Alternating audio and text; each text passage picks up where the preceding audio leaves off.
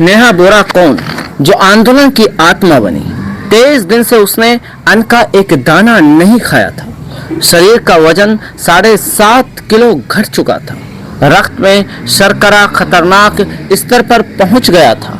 Doctor चेतावनी दे रहे थे, बार बार कह रहे थे कि शरीर के महत्वपूर्ण अंग प्रभावित हो सकते हैं। फिर भी नेहा बोरा जब जंतर मंतर के मंच पर पहुंची तो उनकी आवाज में कमजोरी नहीं थी। उन्होंने घायल विद्यार्थियों की ओर देखकर कहा, हमारी चोटें हिंसा की गवाही देंगी। लगभग 29 वर्ष की नेहा मूल रूप से उत्तराखंड से आती हैं। उनके बचपन का एक हिस्सा सिलीगुड़ी में बीता, जहां उन्होंने दिल्ली पब्लिक स्कूल सिलीगुड़ी से स्कूली शिक्षा प्राप्त की। स्कूल के बाद वे उच्च शिक्षा के लिए आला शिक्षा के लिए दिल्ली आई। उन्होंने दिल्ली विश्वविद्यालय से समाज शास्त्र में स्नातक किया। समाज शास्त्र की पढ़ाई ने उन्हें जाति, वर्ग, लैंगिक असमानता, सामाजिक सत्ता और संस्थागत भेदभाव जैसे प्रश्नों से जोड़ा। यहाँ ने अंबेडकर विश्वविद्यालय दिल्ली से एमए की पढ़ाई की। अंबेडकर विश्वविद्यालय ने सामाजिक विज्ञान, संस्कृति, मानवीय अध्ययन और आलोचनात्मक चिंतन पर केंद्रित शिक्षा के लिए अपनी अलग पहचान बनाई। यही उनके सामाजिक सरोकारों, रंगमंच और सार्वजनिक सक्रियता को अधिक स्पष्ट दिशा मिली। नेहा रंगमंच से जुड़ी हुई है। रंगमंच ने उनकी भाषा मंच पर उपस्थिति और लोगों से सीधे बात करने की क्षमता को मजबूत किया। उनके भाषण में किसी तैयार राजनीतिक पर्चे की भाषा नहीं सुनाई देती। वे सामने खड़े लोगों से बात करती हैं। उनके वाक्य छोटे होते हैं और चोट सीधे करते हैं। इस समय नेहा जवाहरलाल नेहरू विश्वविद्यालय के school of arts and aesthetics में पीएचडी के 3रे वर्ष की शोधार्थी हैं। यहाँ केंद्र सिनेमा, रंगमंच प्रदर्शन, दृश्य संस्कृति और कला के सामाजिक अर्थों का अध्ययन करता है। यही उनकी पहचान का महत्वपूर्ण हिस्सा है। वे केवल नारे लगाने वाली छात्र नेता नहीं हैं, वे समाज शास्त्र की विद्यार्थी, कला और प्रदर्शन की शोधार्थी तथा रंगमंच से जुड़ी कार्यकर्ता हैं। कक्षा, पुस्तकालय, रंगमंच और आंदोलन उनके सार्वजनिक व्यक्तित्व के 4 आधार हैं। आखिर ये नेहा बोरा कौन? जेएनयू में पढ़ाई के दौरान नेहा छात्र राजनीति में सक्रिय हुई। वे all India student association ISA से जुड़ी और बाद में इसकी राष्ट्रीय अध्यक्ष चुनी गई।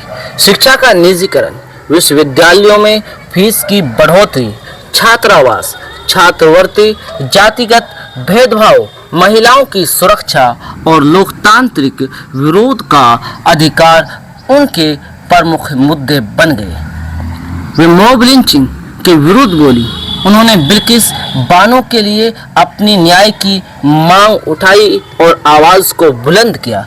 उन्होंने गाजा में मारे जा रहे नागरिकों, महिलाओं और बच्चों के पक्ष में अपनी आवाज को बुलंद किया। वे दलित, आदिवासी, पिछड़े और अल्पसंख्यक विद्यार्थियों के समान अधिकार की बात करते रही। उनका मानना है कि शिक्षा केवल उन परिवारों का कोई खास अधिकार नहीं बन सकती जिनके पास महंगी फीस और निजी कोचिंग के लिए पैसा है, बल्कि उन्होंने इसको अलग दिखाने की कोशिश की। जंतर मंतर का आंदोलन, पेपर लीक, परीक्षाओं में गड़बड़ियों, बेरोजगारों और विद्यार्थियों की आत्महत्याओं के प्रश्नों पर खड़ा होकर नेहा ने अपना विरोध दर्ज कराया। सोशल मीडिया पर कॉकरोच जनता पार्टी के व्यंग्यात्मक नाम से शुरू हुई मुहिम जल्द ही सड़कों पर उतर आई। देश के अलग अलग हिस्सों से विद्यार्थी दिल्ली पहुंचे। उनकी प्रमुख मांग केंद्रीय शिक्षा मंत्री धर्मेंद्र प्रधान का इस्तीफा और परीक्षा व्यवस्था की विफलताओं की जिम्मेदारी तय करना था। नेहा बोरा ने अपने साथियों मनीष कुमार और आमीन अमितोज के साथ अनिश्चितकालीन भूख हड़ताल शुरू कर दी। सोनम वांगचुक भी उनके साथ अनशन पर आकर बैठ गए।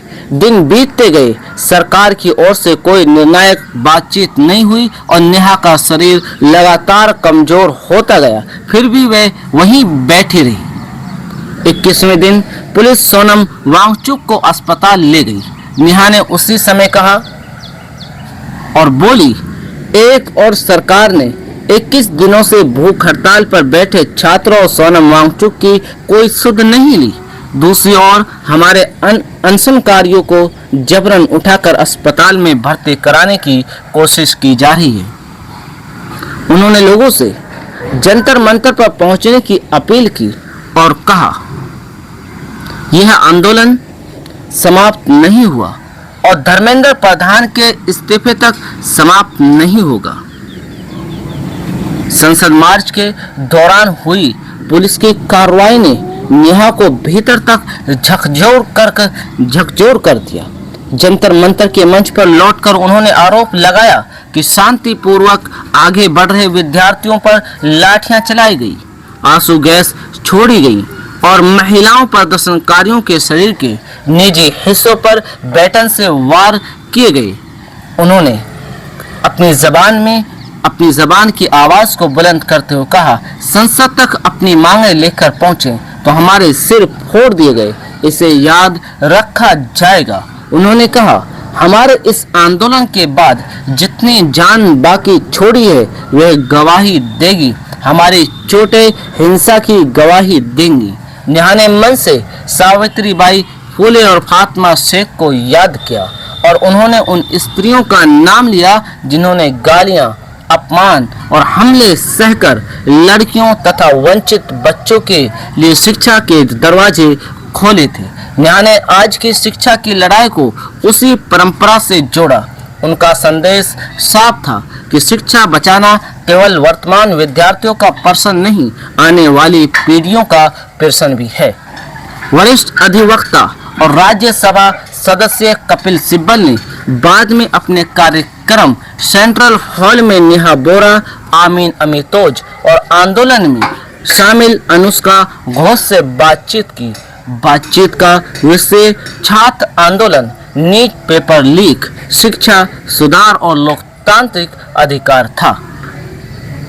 नेहा ने कपिल सिब्बल से कहा कि युवाओं का गुस्सा अचानक पैदा नहीं हुआ है।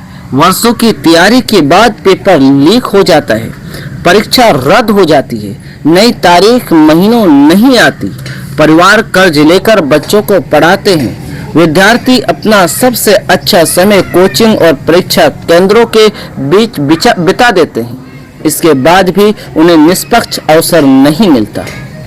उन्होंने साफ किया कि यह आंदोलन अब किसी एक नेता या व्यक्ति का आंदोलन नहीं है, यह उन लाखों विद्यार्थियों का आंदोलन है जिनकी मेहनत को कमजोर परीक्षा व्यवस्था ने अनिश्चितता में डाल दिया है।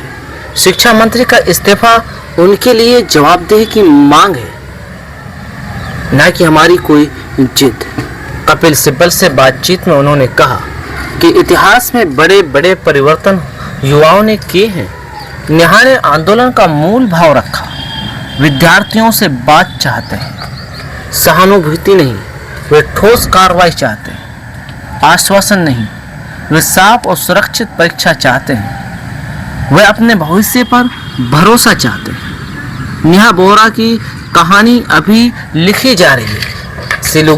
सिलीगुड़ी की छात्रा से दिल्ली विश्वविद्यालय में समाजशास्त्र के विद्यार्थी, अंबेडकर विश्वविद्यालय की छात्रा, रंगकर्मी जेएनयू की शोधार्थी और आयशा की राष्ट्रीय अध्यक्ष तक कि उनकी जो यात्रा है वो लंबी है। जंतर मंतर ने उन्हें राष्ट्रीय चेहरा बना दिया। उनकी मांगें सीधी हैं, पेपर लीक बंद हो, परीक्षाएं निष्पक्ष हो, दोषियों को सजा मिले, शिक्षा सस्ती हो, सरकार विद्यार्थियों से बात करे, राजनीतिक जवाबदेही तय हो, शांतिपूर्ण प्रदर्शन करने वाले युवाओं पर बल प्रयोग न हो।